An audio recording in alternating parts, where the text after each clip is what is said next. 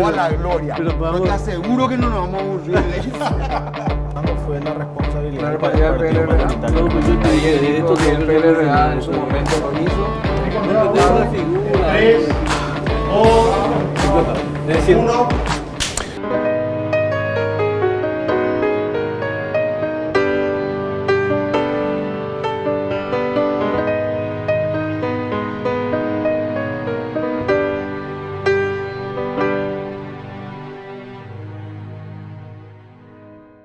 el final de las elecciones es una oportunidad para la reflexión, no siempre se hace, y para la reflexión crítica, que casi nunca se hace, y sin embargo es una oportunidad para el fortalecimiento de los sectores políticos en tanto y en cuanto hace una fotografía de la situación del momento y de lo que significa la construcción de escenarios, o sea, cómo miramos el futuro.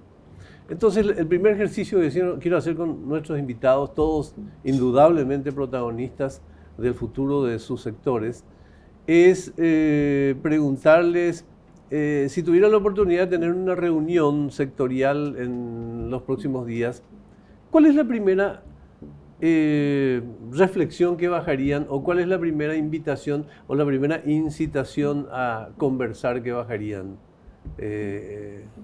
Fernando Camacho. Bueno, gracias Augusto por la invitación y acá un privilegio estar con Najib, con Derlis.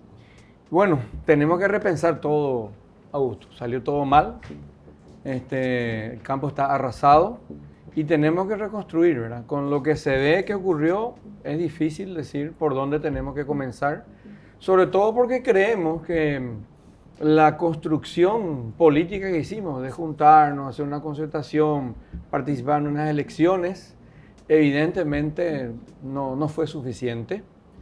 El escenario está muy confuso, hay unas dudas muy razonables sobre la labor de la justicia electoral y sobre el comportamiento de las urnas, no sé, no se siente, casi nadie siente que la realidad social se expresó en estos votos. Entonces estamos, creo que Augusto, todos muy confundidos todavía, pero no nos queda otra que reiniciar, recomenzar. Y esto se hace dialogando con todos los sectores y bueno, ya tomo esta sentada que hiciste acá como el principio de la reconstrucción. Caballero. Gracias, Augusto, Najib, Fernando. Yo creo que hay una gran mayoría de paraguayas y paraguayos que anhelaban un cambio, más que un cambio, una transformación dentro de lo que estamos viviendo socialmente en el Paraguay. No estamos bien. El Paraguay tiene realmente a mucha gente excluida en la pobreza y creo que el déficit de la oposición durante mucho tiempo, y yo inclusive hasta lo digo a veces con rabia, casi 35 años de democracia, no supimos construir una alternativa política que pueda generar esos cambios sociales. La única situación se dio en el 2008 con Fernando Lugo, que sí fue un fenómeno, y Fernando Lugo fue el que ganó y empezó a generar transformaciones importantes que tampoco pudimos consolidar por justamente una falta de vocación de poder que tiene la oposición. En mi caso soy miembro del directorio del Partido Liberal y la responsabilidad más importante está dentro de mi partido, ¿verdad? Yo tengo una responsabilidad dentro del directorio del partido en donde tenemos que bajar y ser realmente, primeramente, humildes en aceptar nuestros errores como liberales, después como oposición y buscar el diálogo. Vamos a tener todavía muchas elecciones por delante que son evidentemente en democracia en donde se puede generar ese cambio y tenemos que bajar en la mesa de la concertación, de la oposición, tratar de agrandar esto y por sobre todas las cosas que giren en torno a un proyecto político y no en torno a personas, ¿verdad? Yo creo que ese es el gran déficit que hoy tenemos en la oposición y que se tiene que dar necesariamente un recambio. Najib. Bien, saludos a Augusto, Derlis, Fernando. Saludo también a las trabajadoras y los trabajadores acá del canal, que hacen posible que esto llegue a la gente. Bueno, la nuestra fue durante la campaña y de hecho ahí ya habíamos anticipado que la tarea, nosotros decíamos gane quien gane. Entendíamos también que un gobierno de oposición sería un gobierno que por su diversidad de sensibilidades y por las propias debilidades de una coalición en el marco de un Estado que fue formado a imagen y semejanza de los grandes empresarios, grandes banqueros, grandes terratenientes y que estuvo en el Partido Colorado como el mejor gestor de esos intereses, entonces ese gobierno de la oposición podría generar un escenario menos hostil o menos duro para las mayorías trabajadoras en términos de pelear por la recuperación de derechos. Hablamos de recuperación de derechos porque hay demasiados datos objetivos que dan muestra de la pérdida sistemática de derechos, por lo menos en los últimos 30 años en el país. En realidad hay más tiempo, se habla de una pérdida de poder adquisitivo en los últimos 40 años de alrededor del 40% del salario, ¿verdad? Entonces, para nosotros, la tarea sigue siendo un importante frente de trabajadoras y trabajadores que se agrupe en términos sociales, sobre todo, ¿sí?, para salir a recuperar los derechos. Y digo en términos sociales porque también una de las lecciones que se expresan en este proceso político reciente en los últimos años es que la concepción de unidad en gran medida fue atendida de una manera equivocada por las direcciones sociales y políticas, porque hemos buscado, nosotros también fuimos parte de ese proceso, a nuestro juicio equivocado, en años anteriores. Después nosotros como que nos retiramos un poco a tratar de entender desde otro lugar el tema de la unidad. Nosotros hemos buscado la unidad en la articulación de direcciones sociales y políticas, y en realidad ahí en la cuadra del barrio, en la empresa, en la fábrica, en el colegio, en la universidad, no había una construcción real de unidad por parte de las militancias sociales y políticas que buscan cambios. Entonces nosotros creemos que el acento debe seguir siendo en esa búsqueda de unidad ahí, en la cuadra, en la fábrica, en la empresa, en el colegio, ahí, entre trabajadores y trabajadores en sus lugares de estudio, de vivienda, de trabajo, ¿no? Y desde ahí traccionar para una unidad que a partir, decía esto también durante la campaña, a partir de que esa mayoría de trabajadoras se entienda conscientemente como protagonista, porque de hecho lo es, protagonista del proceso productivo paraguayo, de la producción en el Paraguay, entonces sea capaz de ejercer un protagonismo político. Creo que por ahí sí. Un poco más tarde quiero curiosear un poco más al respecto, si hay, serían abordajes de futuro, Nayib, que apunten a nuevas metodologías, porque la lógica dice que tu partido tendría que empatar con los trabajadores, ¿verdad? Tendría que empatar, ¿verdad? Sí. Me pregunto si el Partido Comunista tiene tanta historia, entra también en estas ocasiones, porque además el Partido Comunista, en un país autoritario, con una historia de dictadura, es casi la otredad por supuesto, disculpame la expresión. Me interesa mucho que nos cuentes, porque si hay nuevas miradas al respecto de abordaje, no hablo de otras cosas. Creo que la fortaleza que tiene esta mesa, primero que esta mesa está más baja que los interlocutores, es una de las fortalezas. Segundo, es que me parece que estamos pintando una mirada así de centro, una mirada... ¿Sigue siendo liberal el Partido Liberal? El Partido Liberal tiene realmente un abanico de gente que está en diferentes posiciones, ¿verdad? Okay. Pero históricamente es el centro izquierda. Y me gustaría empezar de nuevo contigo, Fernando, al respecto de eso que planteaba, ¿no? ¿Qué supone para la estructura, entendiendo estructura como una serie intrincada de interacciones que llevan desde cómo mover los objetivos, qué ideas nuevas pueden surgir? ¿Qué impronta deja esto? Augusto, ahora el escenario está muy complicado, diverso. Ahí lo que decía Nayib es algo que también analizamos internamente. Tenemos que volver a las bases, trabajar, pero hoy estamos en una sociedad, Augusto, que lo que él llama que es el contacto directo con la gente, pero vos haces tu contacto, haces tu trabajo y después viene una información desde el celular. Vos trabajaste con el compañero, estuviste y te espera un poco. Acá fulano dice esto, ¿verdad? Las vías de comunicación ahora, Augusto, revolucionaron todo, ¿verdad? Rompieron todos nuestros esquemas de trabajo. Y voy a lo que nosotros planteamos en la concertación. Nosotros planteamos hacer una encuesta. Y teníamos una buena candidata, creemos que sigue siendo una gran candidata, Katia González. Así es. Que justamente domina el nuevo arte de las redes sociales y comunicarse así, sin intermediarios. Pero nuestra propuesta fue rechazada, ¿verdad? Estuvimos en los inicios de la concertación. Los que pensábamos que iban a adherir a nuestra propuesta, y con todo respeto lo digo, ¿verdad? Yo entendía perfectamente que el Partido Liberal diga no, vamos a un juego de estructuras, vamos a una votación, con el sólido argumento de que es mejor encuesta que el voto puro y duro de una interna a padrón abierto. El discurso es genial. Pero nosotros sabemos que hay una estructura ahí que no vamos a poder derrotar. Entonces planteamos encuestas y no nos acompañaron los que pensamos que iban a acompañar nuestra propuesta, que era Patria Querida. Nos dijo que no quieren saber nada de encuestas, que ellos querían la interna. Y el grupo de Cruzada Nacional también nos dijo, no señores, vamos a una legitimación por votos.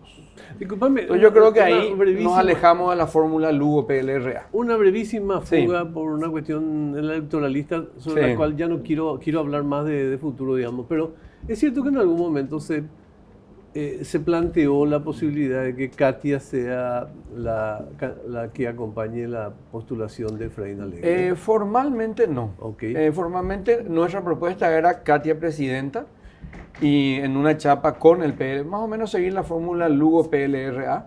Yo entiendo perfectamente que el PLRA no acompañó eso, tampoco tuvimos figuras prominentes del PLRA que adhieran a esto. Sí. El Patria Querida, que se tiró a las elecciones, tiró una fórmula PQ-PQ. No fue una fórmula PQ-PLRA, ¿verdad? Entonces nosotros, al ver que no teníamos chance en ese escenario, declinamos la candidatura de Katia. Hicimos una fusión también con el grupo de Soledad Núñez. Nos parecía importante fusionar a ambas figuras que apelaban probablemente al mismo público. Entonces, desde nuestro espacio hicimos lo mejor que pudimos, Augusto. Hicimos una lista muy buena, la Alianza Encuentro Nacional convocó a figuras. Creo que nosotros fuimos cumpliendo paso a paso el manual político, pero estas elecciones, te digo, reventaron todos los manuales. Reventaron los manuales, Sí. pues, esencialmente porque lo que ganó me parece que es el arte de la segmentación, ¿no? Hay una... No es ya No fue acumulación. Parece una expresión tan poco poética, pues ya no es un mismo pueblo. O sea, es una negación no entender que hay 700 miradas, o por lo menos 20 culturas, 20 miradas regionales. Sí. Disculpe que me meta con algunos comentarios, pero en realidad ustedes son los que tienen que... Pero nada, la misma consulta. ¿Qué desafíos a la estructura de tu partido plantea esto? Bueno, el Partido Líder Radical Auténtico sigue siendo la primera fuerza de la oposición y tiene una responsabilidad enorme, como reitero siempre. El partido tiene que renovarse con figuras nuevas, con alternativas nuevas, entendiendo los nuevos tiempos que estamos viviendo en el Paraguay. O si no, evidentemente el Partido Líder Radical Auténtico puede sufrir lo que en la Argentina el fenómeno de la UCR. Esa es la responsabilidad que tenemos los jóvenes dentro del partido, porque es un partido con mucho arraigo popular, es un partido que tiene todavía pueblo, que inclusive a pesar de la dictadura, a pesar de las derrotas electorales, sigue teniendo un pueblo que le acompaña, ¿verdad? Pero hoy, ¿qué queremos? Queremos ganar el poder, y para ganar el poder tenemos que cambiar las alternativas, como decir, las miradas, las fórmulas. Y eso es lo que falta en el Partido Líder Radical Auténtico. Yo creo que hoy termina un ciclo dentro del partido. Espero que principalmente desde el presidente del partido puedan entender eso. Yo creo que en política la democracia manda. Él ganó, desde hace 7 años viene ganando las internas del partido, pero con ganar las internas del partido nomás no sirve. Entonces tiene que ver mucho más con que él sea una persona humilde y con que él entienda también que más allá de él y más allá de las figuras importante que tiene el partido, está la organización política, está la oposición y principalmente esa gente que está sufriendo día a día y que hoy no ve salida en ninguna carpa política. Y con esto quiero concluir esta parte de Augusto, porque si nosotros no ganamos estas elecciones, independientemente de las dudas que puedan haber, es porque la concertación no le ofreció a la gente lo que la gente quería. Ustedes pueden intercambiar opiniones entre ustedes con mucho. No quisiera hacer quisiera ser nadie en esta entrevista. El Partido Comunista viene de una historia de proscripción hace 30 años nada más. Digamos, emergen de vuelta con la capacidad de dialogar sin que eso esté penado con los ciudadanos. Y ha tenido siempre un camino muy respetable en la historia de la lucha por la democracia en Paraguay. ¿Cuál te parece que es? Dentro de la misma lógica de preguntarles qué estructuras se mueven de cara al futuro, ¿cuál te parece que es la lógica? ¿Cuál es el nuevo discurso nuevo no por la emergencia de ahora, sino de cara al futuro del Partido Comunista? Sí, bueno, vos colocabas el desafío cuando terminé la primera parte de mi intervención, porque el desafío nuestro es estribar en la mente y en el corazón de la trabajadora, del trabajador promedio de nuestro país. Es muy contradictorio lo que pasó en estas elecciones, ¿verdad? Para nosotros. Porque por un lado hay una debacle en general de la oposición, en particular del campo popular y de la izquierda, y por otro lado al Partido Comunista le va bien. O sea, comparativamente con nuestra historia de participación electoral, es la mejor participación que hemos tenido. Y hemos logrado en nuestra campaña conectar con una franja de trabajadoras y trabajadores que nosotros más o menos le quitamos el cálculo entre 25 y 40 años, que no tiene una contaminación ideológica prejuiciosa y que inclusive en las redes sociales, al plantearse que les gustaba, digamos, nuestra propuesta, lo que yo iba colocando en diversos espacios, y ante la aseveración de otros que decían, pero cuidado que es comunista, esas personas que nos tienen relación ni siquiera con la izquierda, decían, no me importa. El famoso ¿A mí Baepilon de comunista. Sí, ojo, este es comunista, Sí, le sí, decían sí. de repente en las redes a alguien que hablaba que no tenía Sí. ninguna relación, no es militante, no es nada. Y decía, ¿y a mí qué? Decía, a mí no me importa, él lo que dice me representa. Entonces, creo que nosotros tenemos un montón de... O sea, primero nos probamos a una escala mayor en esta campaña electoral, y al probarnos nos dimos cuenta que nuestra propuesta, nuestra relación, nuestra forma de entender el momento y de conectarnos con esa mayoría trabajadora, porque además nuestro discurso fue súper exclusivo. Nosotros dijimos, no nos interesa, o sea, con el empresariado nosotros no creemos, es más, lo dijimos así, nosotros no creemos en un país para todos y todas, nosotros creemos en un país para la clase trabajadora. O sea, nosotros entendemos que la gran parte del empresariado es parasitario, entonces ¿por qué nosotros vamos a plantear un país para parásitos? No queremos nosotros eso, queremos un país para la mayoría trabajadora. En ese discurso la gente como que, y algunos decían en palabras mucho más vulgares, decían, estoy harto de careteada, ellos por lo menos están colocando una cuestión bastante clara. Entonces creo que el desafío en gran medida pasa por ahí todavía, y ahora mismo realmente el desafío está también en torno a este problema que tiene el Paraguay. Nosotros no tenemos la institucionalidad de Chile, de Argentina, ni de Brasil, ni de Uruguay, ni de Bolivia.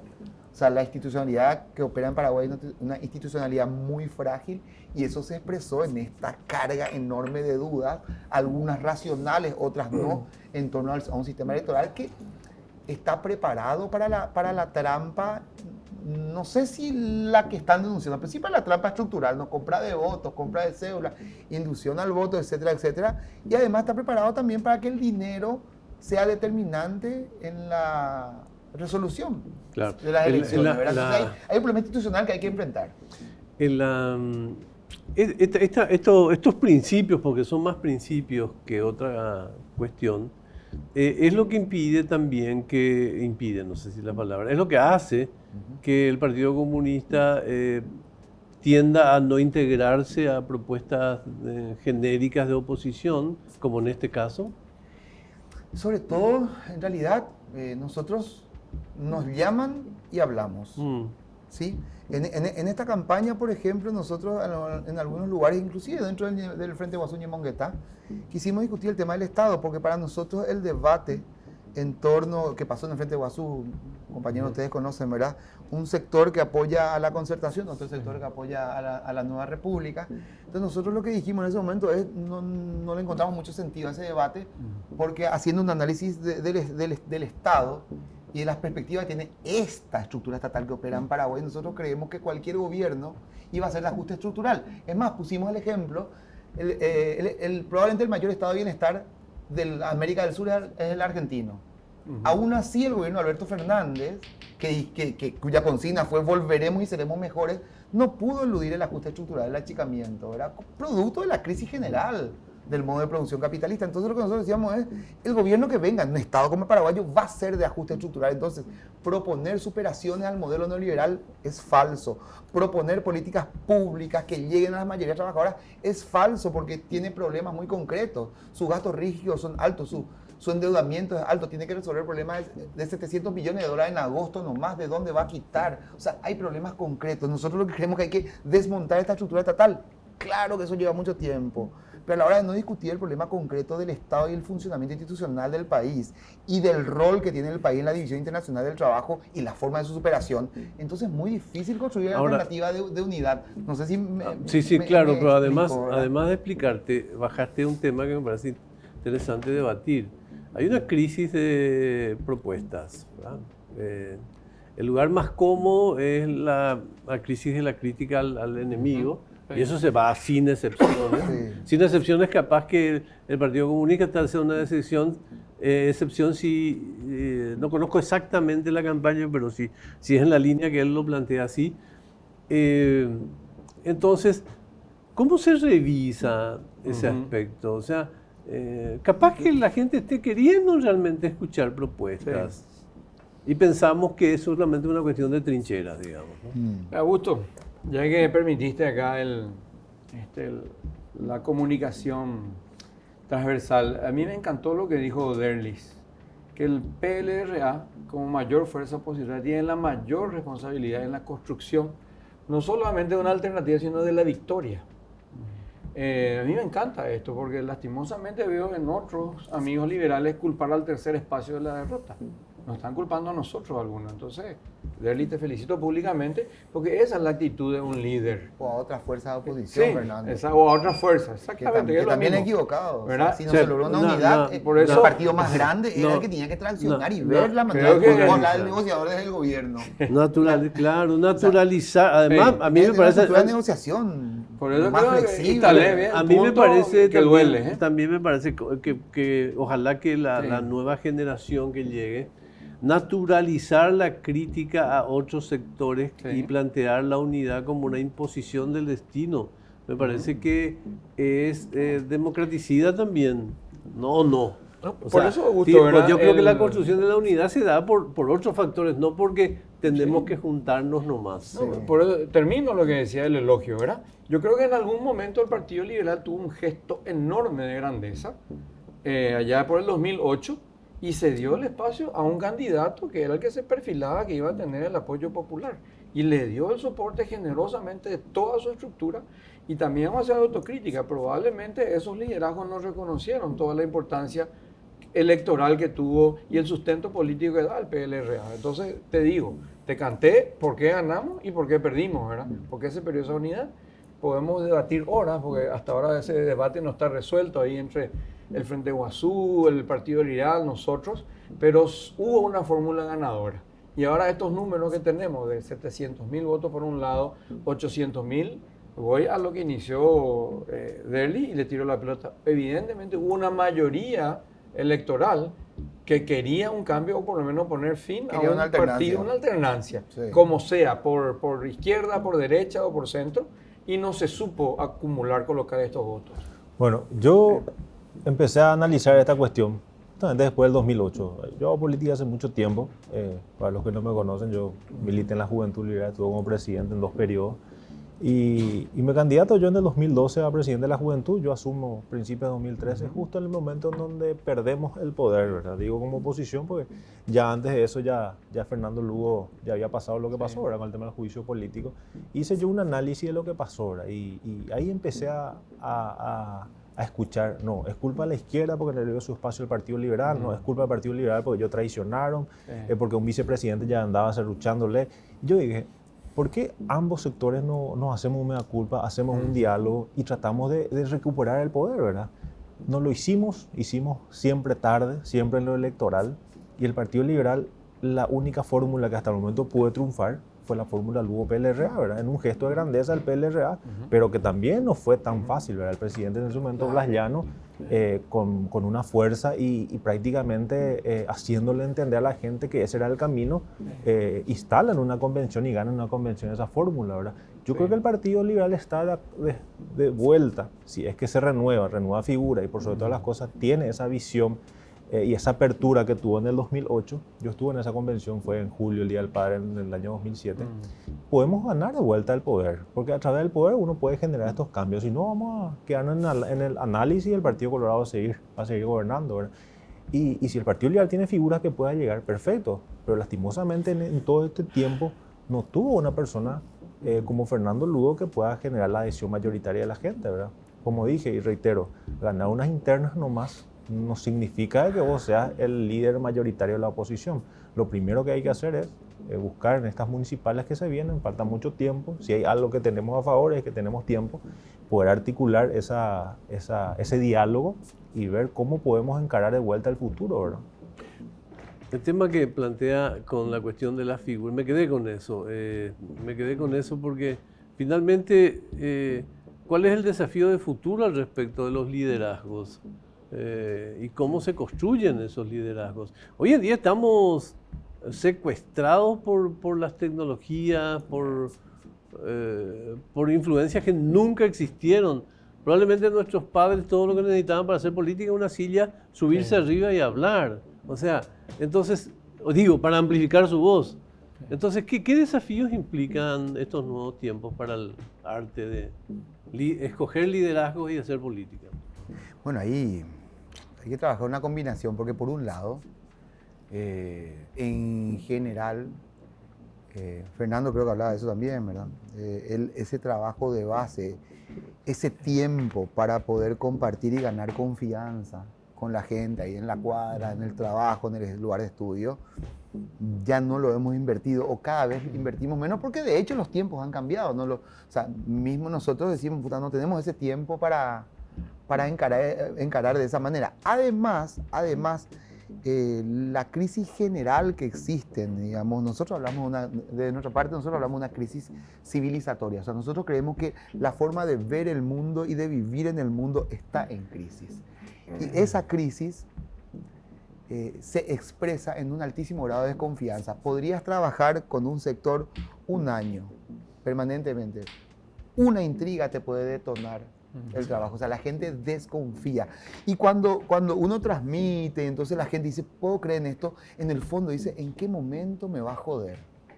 Porque la gente como que está preparada y cree que vos le vas a joder. De hecho, yo tengo un amigo muy serio, además es la crítica más suave que escuché, me decía, el político es como un contador, administrador, ingeniero, es como una profesión, está ahí para ganar mucho dinero.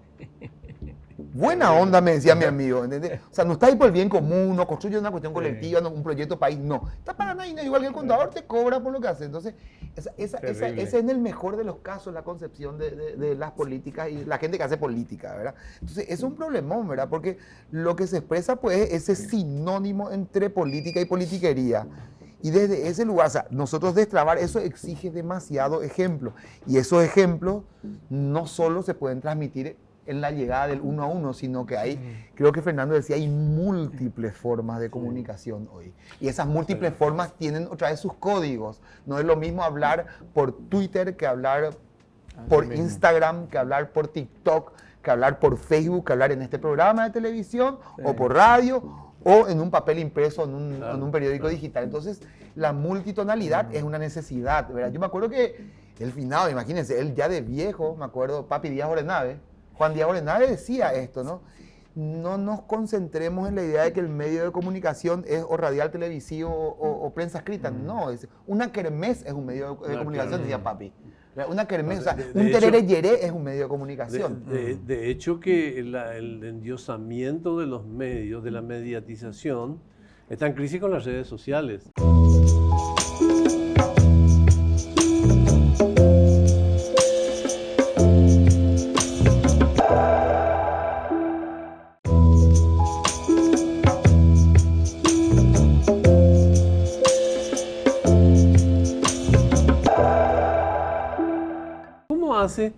un joven liberal de una estructura monstruosa. Vos acabas de decir, creo que acá hasta minimizaste, pero el Partido Liberal es una estructura monstruosa en términos organizativos, es el primo hermano del Partido Colorado, en términos de estructura, formas y compañía, muchas de sus formas. Hijo en esta etapa de un proyecto que se llamó Pacto de Gobernabilidad, Constitución y compañía. ¿Cómo hace alguien como vos, que evidentemente demostró durante todo este tiempo al menos de tener ideas nuevas, para cambiar prácticas históricas, digamos, ¿no?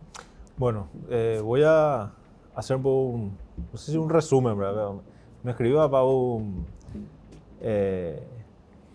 un texto cuando terminaron las elecciones. Mi papá fue concejal intendente de Nueva Italia. Yo me inspiré un poco en él para hacer político. Él es liberal, él es comerciante. Y me dijo siempre él de que este es un deporte caro y que nosotros nos vinimos a robar y que para nosotros siempre es difícil hacer política. Y a mí me gustó, acepté eso, ¿verdad?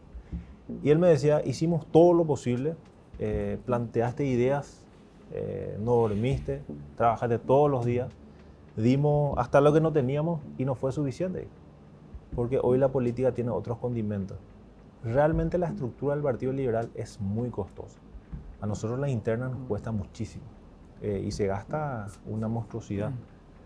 Y lo que yo gasté, quizás los que entraron hoy gastaron el triple mínimamente, ¿verdad?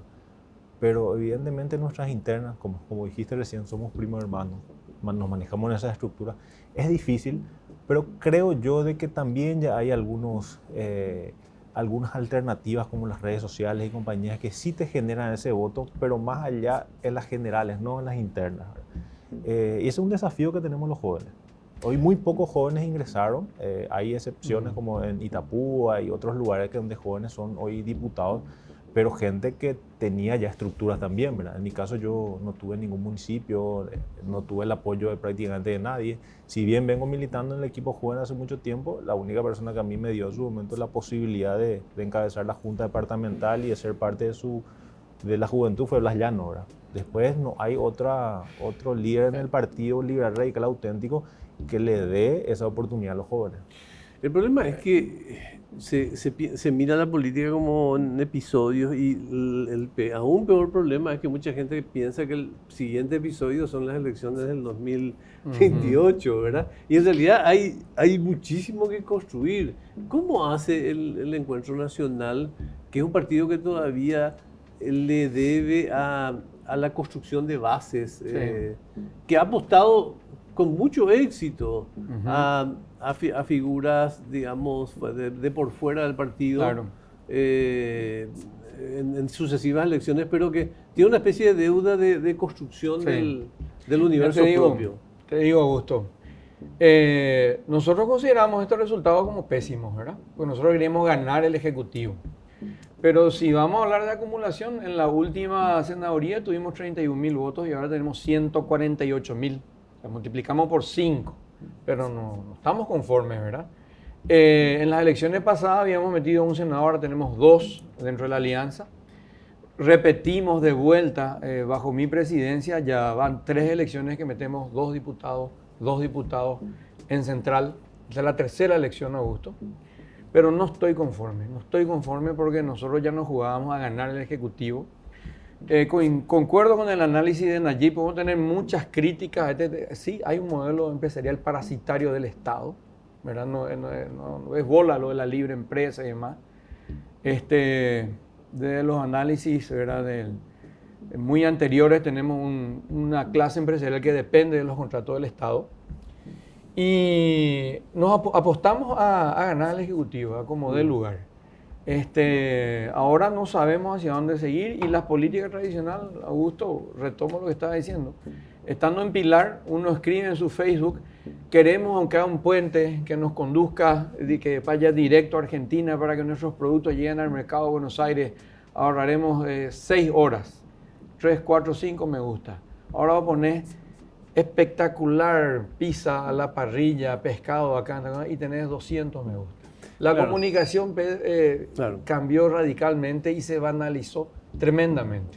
Claro. O sea, hacia eso caminamos, Augusto, y algo vamos a hacer. ¿Qué pasaría si ese problema de banalización no es un problema de cultura y de educación de los pobladores, sino falta de credibilidad de la clase política. Y es eso, ¿verdad?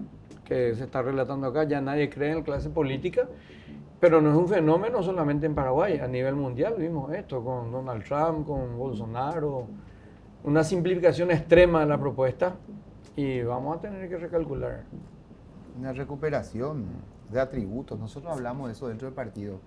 En el 2012, con el juicio político, el golpe a Lugo, nosotros, en general, se abrió una crisis muy grande. Nosotros sentimos la crisis de manera más propia, digamos, por la incapacidad de resistencia al golpe, al no tener condiciones de montar una resistencia en las calles, decimos, no, nosotros tenemos que ver qué hacer. Entonces ahí empezó nuestra crisis interna, muchos debates, muchos problemas, contradicciones dentro del PC, ¿verdad?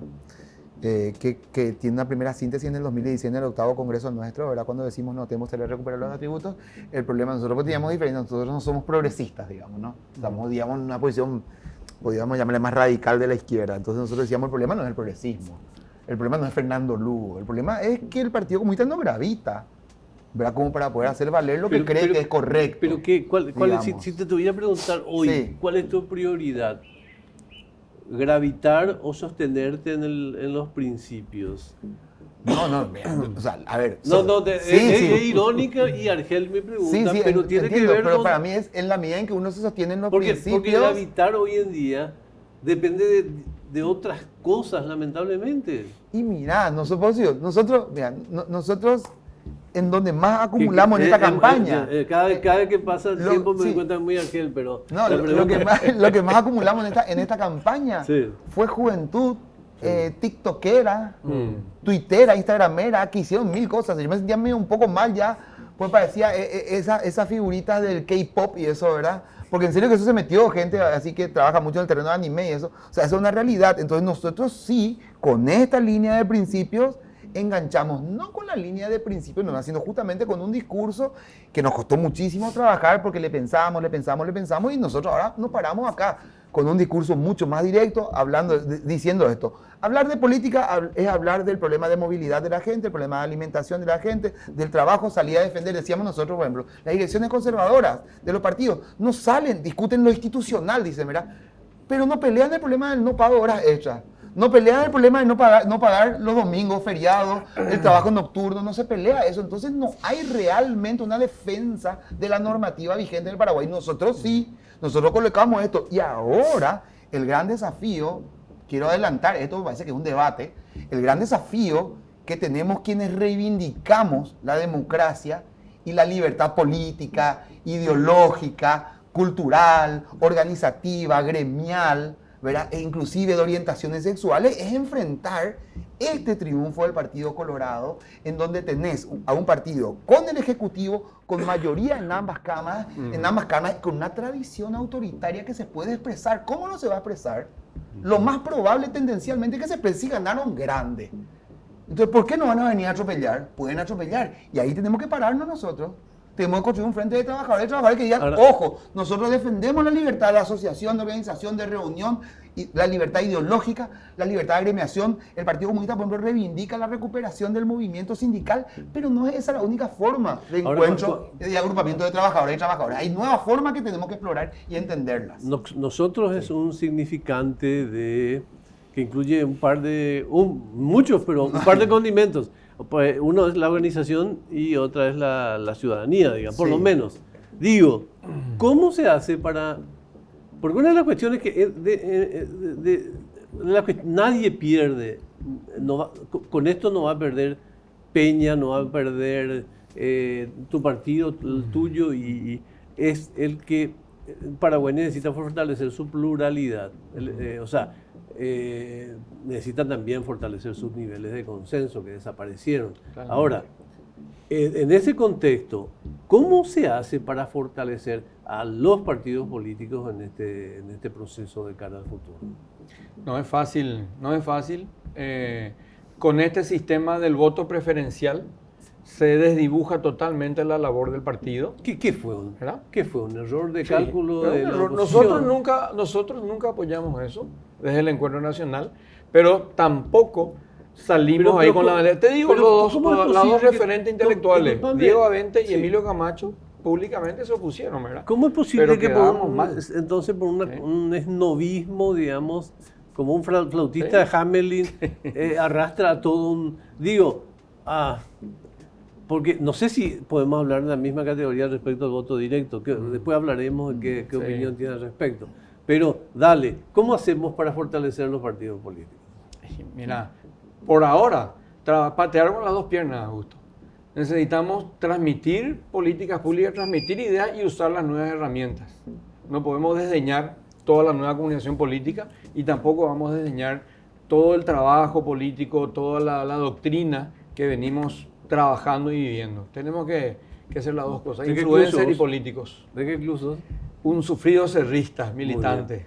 A ver, ¿cómo se fortalecen los partidos? Bueno, El ahí Partido Liberal, particularmente. refuerzo mi tesis de una renovación dentro del Partido Liberal. ¿Por qué? Estamos viviendo nuevos tiempos. No pudo ser en los 34, casi 35 años de democracia lograr el poder o por lo menos consolidar eso que logramos en el 2008. Y el Partido Liberal siempre tiene esa fuerza, ese arraigo popular, pero hoy necesita una renovación, necesita que se interprete los nuevos tiempos, esa segmentación. Yo tengo miles de ideas en la cabeza y muchos jóvenes también. Necesitamos dialogar y necesitamos que esas herramientas, las redes sociales, el TikTok, que muchas veces puede ser de entretenimiento, que sea un canal de enganche también para la juventud y que entienda que la política, que nuestra vida gira en torno a la política. Lo que está pasando con Payo, hay mucha gente que dice, mira un poco, la política me está sacando esto. ¿Por qué? Porque le están mirando a Payo en el TikTok, le están mirando al Payo en el Facebook Live.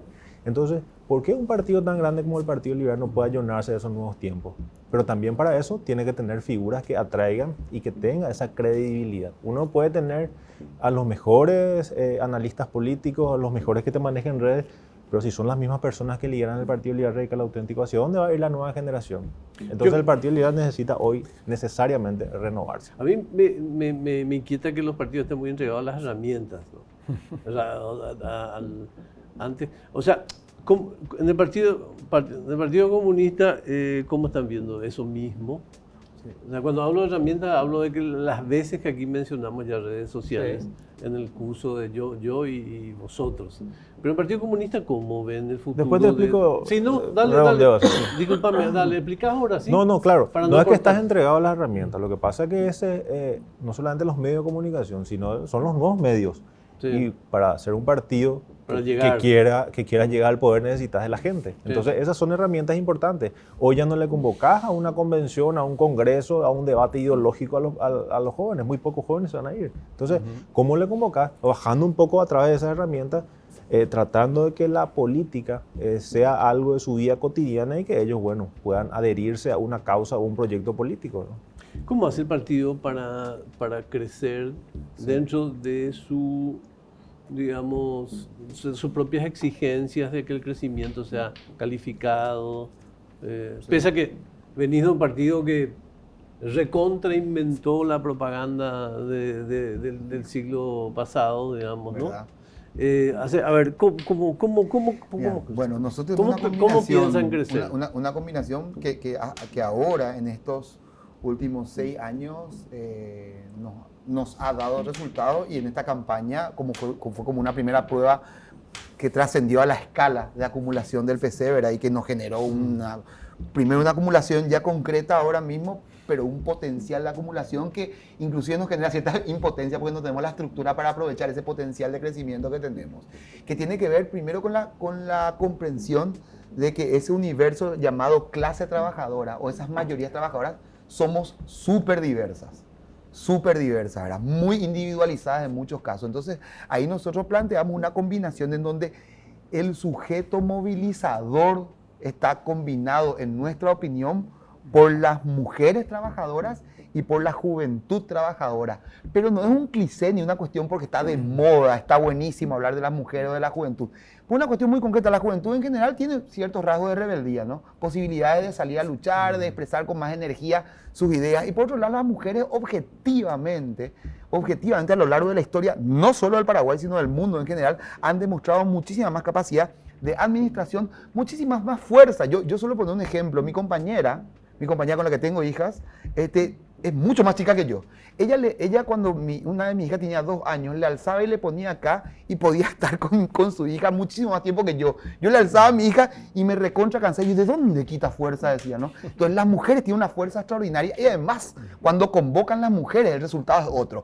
Un dato más, la crisis que vivimos nosotros en nuestro país y en el mundo en general, es una crisis, sobre todo, Derli hablaba de las responsabilidades de los partidos mayoritarios. Mayoritariamente, las direcciones sociales y políticas están compuestas por hombres adultos.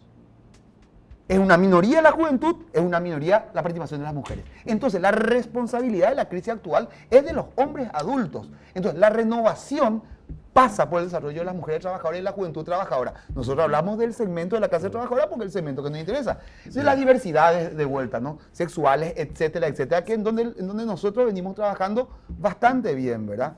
Igual, es lento nuestro proceso, no tenemos estructura, cuesta que llegue nuestro mensaje porque tampoco tenemos forma de generar mayores espacios donde se nos pueda escuchar. Porque fíjate hoy, y con esto termino, ¿verdad? Para la gente dice, Partido Comunista, machistas, estalinistas, autoritarios, ¿no? Y eso como que no está tan dentro del partido. Imagínense que el comité obrero, el comité sindical del partido, que es el principal comité que nosotros tenemos, está dirigido por 2 mujeres.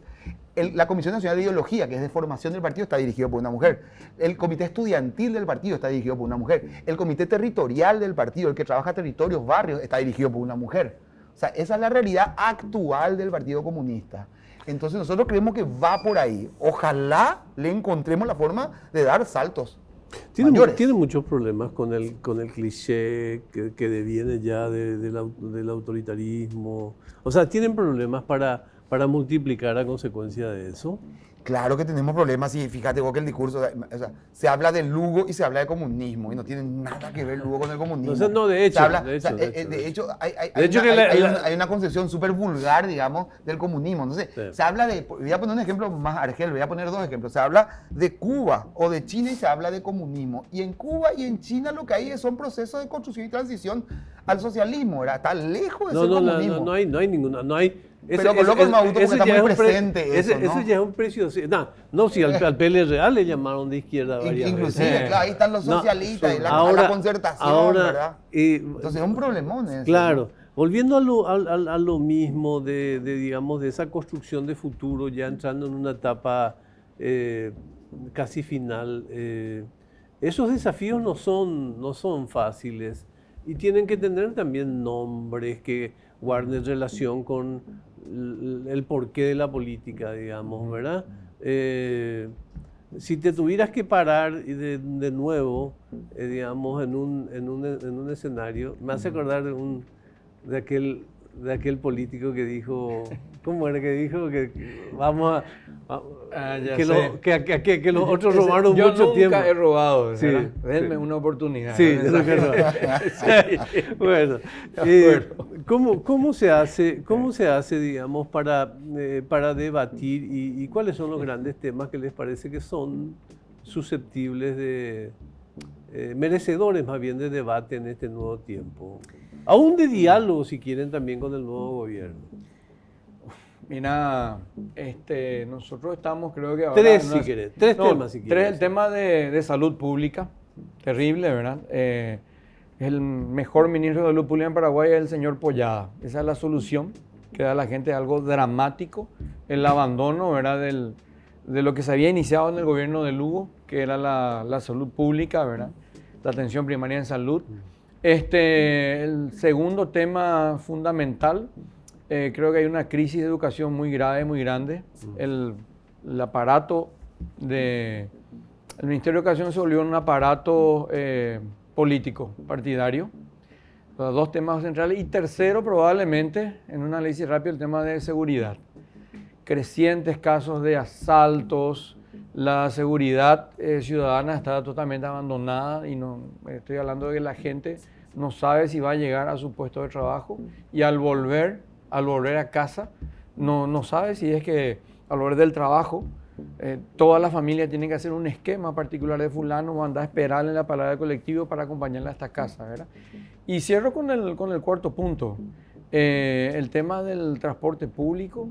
Es horrible, la ciudadanía pasa 3 a 4 horas montados en los vehículos, ya sea de ida al trabajo o de vuelta. Una destrucción de la calidad de vida En así rápido te digo esos 4 temas fundamentales ¿Y cómo que tenemos que hablar. ¿Cómo hacemos para que en el Congreso asuman los demás que esta es la segunda pregunta dentro del mismo paquete? ¿Y cómo hacemos para que en el Congreso haya un debate sobre estos temas? Porque estos debates están ausentes. Se habla de educación cuando se habla del presupuesto de educación. Sí. Y me meten ahí que la Agenda 2030 y demás cosas. No. Le veo muy poco futuro a este Congreso que viene en agosto. En tu caso, ¿cómo ves, Derlis? Y hay temas muy preocupantes. Están los temas que yo inclusive los puedo poner dentro de un eje, ¿verdad? Que es la cuestión de salud, de educación, que evidentemente estamos atravesando momentos muy difíciles. La cuestión de salud, la cuestión de educación, no hay un norte con respecto a qué queremos como país, como educación. Estamos realmente muy atrasados, no solamente en infraestructura, sino en la formación misma de nuestros niños, adolescentes, en la cuestión de la universidad pública, etcétera, etcétera. Un tema fundamental y una oportunidad que tendríamos como país. Hay que ver si aprovechamos o no en la cuestión de Itaipú. Ese yo creo que tiene que ser un tema fundamental.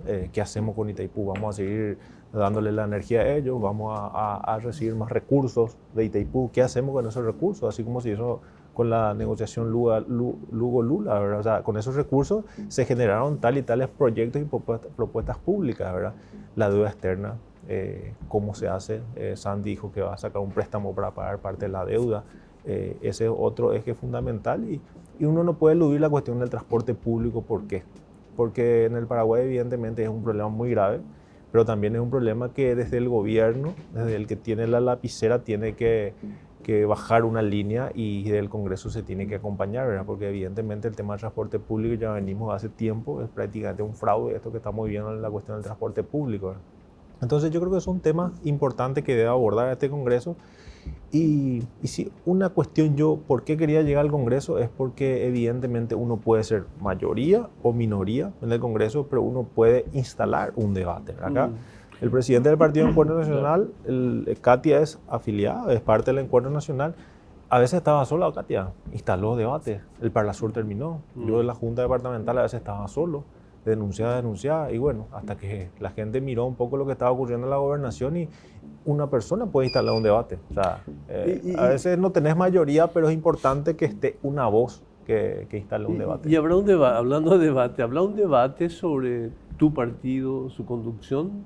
¿O eso es el evento que ocurrió el otro día frente al partido y ahí acaba? No, yo creo que tendría que haber, si la gente realmente está pensando en que podemos tener futuro como partido y podemos analizar de lo que puede ocurrir el próximo gobierno, necesitamos sentarnos, necesitamos hablar primeramente del directorio partidario y después también las bases partidarias tienen que empezar a movilizarse, ¿verdad? Yo creo que es un momento de una crisis del Partido Liberal que tenemos que aprovechar, o sea, una crisis o te hunde o una crisis te puede hacer renacer, ¿verdad? Yo soy de los que tienen la esperanza de que el Partido Liberal puede renacer después de esto. El debate parlamentario, tus expectativas en relación a cuáles son los grandes temas, desafíos de este periodo, de este Nosotros gobierno. ahora estamos trabajando, estamos en reuniones, hoy tenemos otra, dentro de los fines de semana venideros vamos a seguir, estamos saliendo una gira. No solo los lugares que visitamos durante la campaña, sino otros lugares que quedaron pendientes, con la consigna del Frente de Trabajadoras y Trabajadores, en donde nosotros le incluimos a pequeños comerciantes también, para salir a recuperar derechos, decimos nosotros, ¿no? Entonces, para nosotros todo lo que es el eje de derechos laborales es central, ¿no?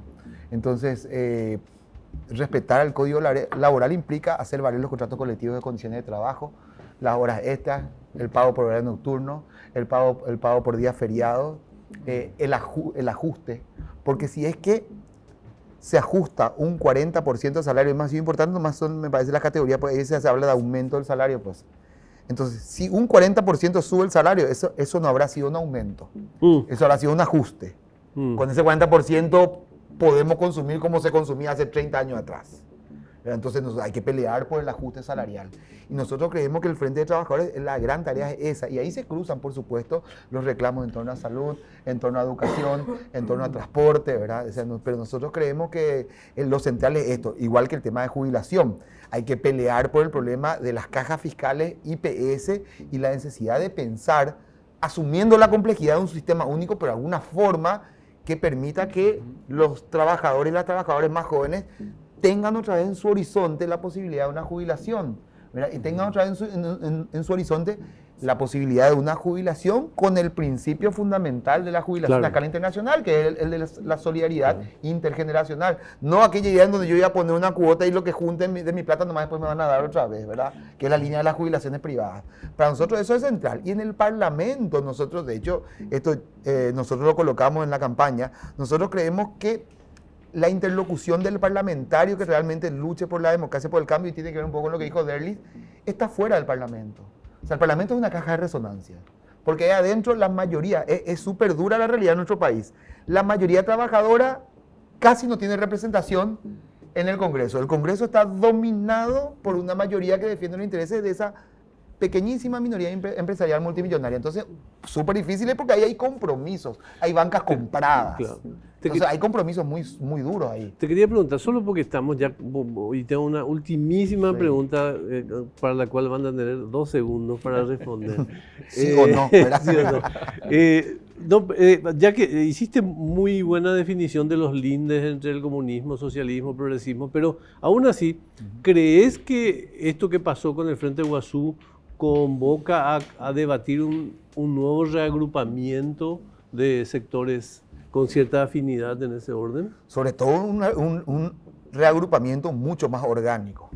Orgánico en el sentido, un reagrupamiento que se exprese en la pelea por semillas y por mercados en el campo, en la pelea por los derechos laborales, o sea, un reagrupamiento orgánico, donde tenga gente concreta, porque si en la base social hay una unidad y hay una disposición de trabajo conjunto, colectivo, como se suele decir, vos sacudí de arriba, el que no entiende se cae. Entonces, ahí creo que hay un centro desde donde trabajar política. Me indican desesperadamente que se acabó el tiempo, pero solamente un tema. La calidad del proceso de representación, de representantes. Aquellos padres de la patria electoral que escogieron el voto directo, ¿hicieron bien o hicieron mal? Yo creo que está mal porque va a bajar la calidad de la representación. Se va a trabajar en los segmentos, ¿verdad? Los loquitos que apelan a un grupo, apelando a la brevedad del tiempo. Yo creo que nosotros hicimos bien los deberes. Me considero un partido fraterno al Frente Guazú, pero vemos el descalabro del Frente Guazú. Miro por derecha, le veo a Patria Querida también descalabrado. Creo que nosotros hicimos bien los deberes, pero no alcanzó Augusto y vamos a seguir trabajando. Vamos a seguir trabajando. Yo creo que la exposición de Fernando Lugo fue uno de los hechos más crueles de la historia política. La exposición, digo, pública, a los fines electoralistas. Quería apuntar ese detalle, me parece que terminó perjudicando sus propias chances electorales. Lo mismo, ¿cómo te parece que tiene que ser? ¿Cómo se tiene que generar la representación política de cara al futuro? Bueno, yo creo que la democracia es oportunidades para todos y evidentemente lo que hay que pensar un poco es a nuestro pueblo darle más herramientas. Yo creo que por ahí viene un poco la mano, porque plantear una representación, el voto no directo hoy no sé si es el momento oportuno, ¿verdad? Y la representación evidentemente en los partidos políticos está la responsabilidad de poder generar de vuelta esa alternativa y esa confianza para que la gente vuelva a creer en los partidos. Sí, bueno, primeramente yo tengo plena convicción en la revolución social, ¿verdad? O sea, nosotros trabajamos por una revolución. Tu convención es esa. O sea, tu convención constituyente. O sea, y a partir de una revolución, el voto directo es fundamental. Lo que pasa es que hay formas y formas. ¿Verdad? O sea, qué sé yo, es largo nomás discutir, pero en la Unión Soviética, básicamente en la Unión Soviética, hasta el 34 había un voto, el voto era directo en los centros de trabajo. Y la revocabilidad era inmediata. Nos juntamos nosotros 5, Derlis no nos sirve, entre Fernando. No había, nadie más discutía eso que en los núcleos de trabajo. Hay muchas formas. Yo creo que esta crisis que tenemos lo que hace es convocar fuertemente, desafiar a la imaginación, a la creatividad. Pero reivindico el voto directo. Hay varias formas nomás de voto directo. Ok, y también el debate, ¿no? Yo creo que es imprescindible y le agradezco muchísimo este tiempo compartido. Si no, hablaste de tu club ¿cuál era? El más grande, Olimpia. ¿Y el tuyo? Yo le padezco a Libertad. Ah, bueno, entonces estamos en mayoría, mi querido. Nos vemos el próximo viernes. Muchas gracias, ¿sí? Muy amable, muchas gracias.